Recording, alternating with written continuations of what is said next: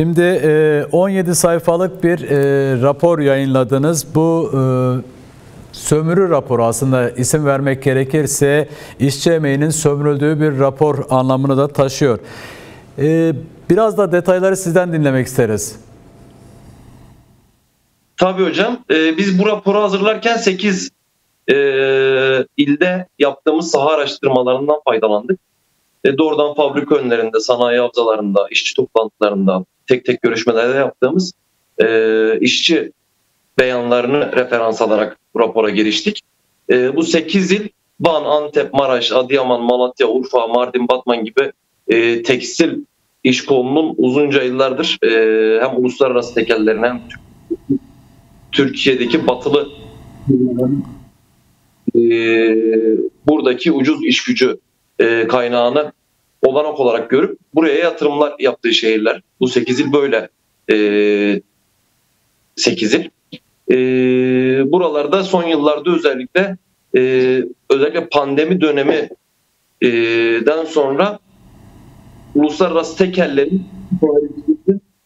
bu şehirlere kaydırıldığı, Çin gibi, Bangladeş gibi, Hindistan gibi buralarda Covid-19 pandemi sürecinin çok hızlı yayıldığı, buralardaki üretim tedarik zincirinin aksadığı, bu yüzden Türkiye'ye kaydığı bir dönemde, Covid-19 pandemi dönemi. O dönemde de buradaki iller, bölgedeki iller, Kürdistan coğrafyasındaki illerde tekstil iş kolu aslında bir patlama yaşadı. Antep de bunlardan birisi. Antep ama uzunca süredir özellikle halı ve iplik sektöründe son yıllarda değil, yani Türkiye Cumhuriyeti boyunca 100 yıllık bir tarihi var aslında. Daha öncesi var. Zaten halı ve iplik sektörü Antep Türkiye'nin bel kemiği halı ve iplik sektörü bakımından. Evet. Buralarda işçi arkadaşlarımız da. Evet, sanırım telefonunda bir sorun yaşandı. Evet, tekrar hattımızda. Değerli Kar, yayınımıza tekrar hoş geldiniz. Sesim geliyor mu? Evet, geliyor sesiniz. Buyurun, devam edin isterseniz. Şunu mu söylemek istiyorsunuz daha doğrusu? Şimdi raporu hazırladığınız kentlerden işte uluslararası sermayenin Türkiye'de bulunan sermaye sınıfıyla, özellikle tekstil alanındaki sermaye sınıfıyla ortaklaştı ve bu anlamda işçi emeğinin sömürüldüğünü mü söylemek istiyorsunuz özetle? Evet, kesinlikle öyle. Şimdi buralar zaten Türkiye emek yoğun sektörlerin yoğun olduğu ve ihracatı da aslında emek yoğun sektörlere dayanan bir ülke Türkiye. Tekstil de bu sektörlerin başlarında geliyor. Hatta pandemi döneminde ihracatı işte metali de geçerek, otomotiv sektörünü de geçerek tekstil ilk sıralarda yer almıştı. Evet. Bunun sebebi Türkiye, Mısır, Hindistan, Çin, Bangladeş gibi, İran gibi ülkelerde emeğin ucuz olması, işçiliğin ucuz olması. Bundan dolayı uluslararası tekeller İtalya, Fransa, İspanya, Almanya, İngiltere, Amerika merkezli, Avrupa ve Amerika merkezli uluslararası giyim firmaları, özellikle giyim tekelleri üretimlerini bu ülkelere kaydırıyor. Türkiye'de bunlardan birisi. Evet. Türkiye'nin son yıllarda tekstil ihracatında yükselmesinin sebebi aslında raporda da işliyoruz bunu. Dediğim gibi özellikle pandemi döneminde fabrikaların, atölyelerin durmaksızın çalışmaya devam etmesi. Evet. Bunu hatta raporda da işledik. Türkiye İhracatçılar Meclisi'nin 2024 ihracat raporunda bir beyanı var.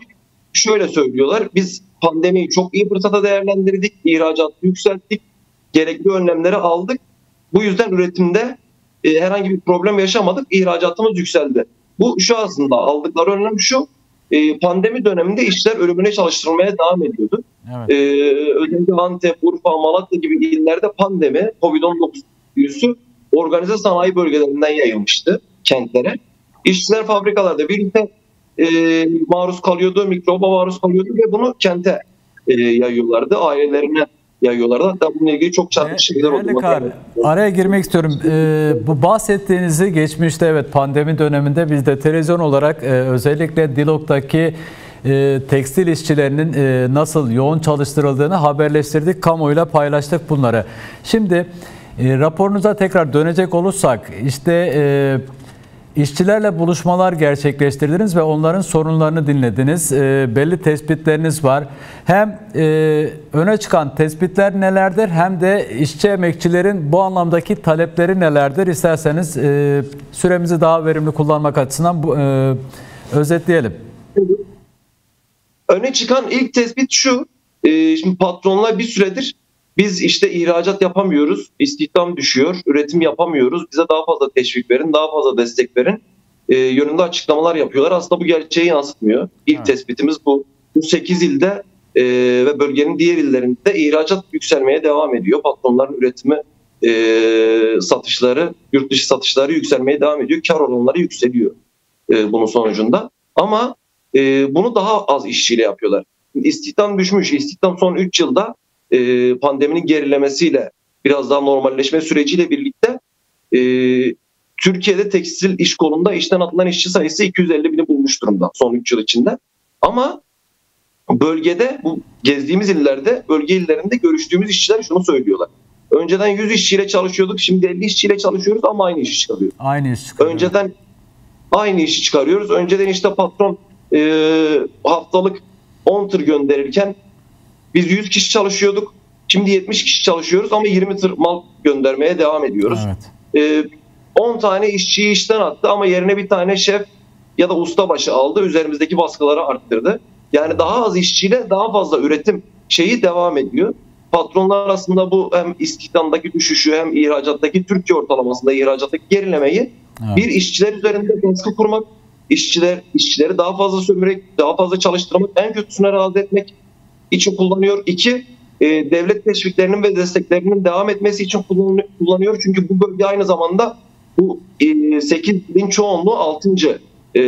kalkınma bölgesi olarak geçiyor ve maliyetleri neredeyse bedavaya geliyor. Makine tahsisinden araziye kadar, ham maddeye kadar, işçilik ücretlerine kadar devlet tarafından karşılanıyor ve bu istihdamı ve ihracattaki düşüşü patronlar bunların devam etmesi için devlete karşı bir baskı unsuru olarak kullanıyorlar. Yeniden göreve çağırıyorlar daha doğrusu patronları desteklemesi için devleti. En başta bu. Bir diğeri işçiler üzerindeki sömürü artmış durumda, sömürü mekanizması. İşçilerin birleşip sesini çıkarmasının önüne engel oluyor bu durum. Pek çok ilde, Antep'te dahil buna, işçiler kıdem tazminatlarının tamamına ulaşamıyor. Antep'te örneğin pek çok büyük fabrika işçilere anlaşmalı çıkışa zorluyor. %40, %50 tazminatının yarısını al, ihbar tazminatını da alma. İşte git ne halin varsa gör şeklinde. Ya da Mardin, Batman, Van gibi illerde zaten işçi arkadaşlarımız tazminatı yüzüyle görüyorlar. Peki. Diye bir şey yok ortada. Peki. Şimdi değerli Kar, bu raporunuzu konuşmaya devam edelim derim. Böyle bir teklifim olsun. Önümüzdeki haftada konuşalım isterseniz. Süremiz doldu o anlamda. Yani raporu hazırladığınız o 8 kentte hem emek sömürüsü hem de soygun düzeni devam ediyor.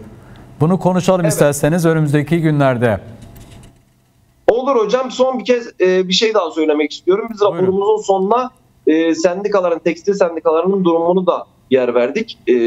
Öziplik İş, Hak İş'e bağlı Öziplik İş, Türk İş'e bağlı Tekstil ve DİSK'e bağlı tekstil sendikalarına da yer ayırdık. Bu sendikaların durumuna dair, bu sendikaların geneli şu anda bu istihdamdaki düşüş, ihracattaki düşüş noktasında patron yanlışı açıklamalar yapıyorlar. Patronların devlet tarafından teşvik edilmesini, desteklenmesinin devam etmesi gerektiğini söylüyor. Özellikle Öziplik İş.